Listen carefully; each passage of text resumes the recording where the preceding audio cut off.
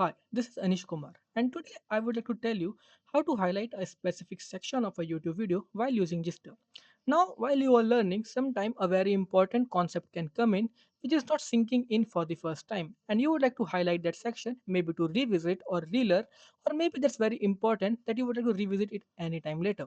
So here, a multiple concept is being discussed for this graph. So what I can do is once I cross a particular section, I can just click on this seek bar once and I can stretch it out to a size of a highlight I want. So here I stretch like this out.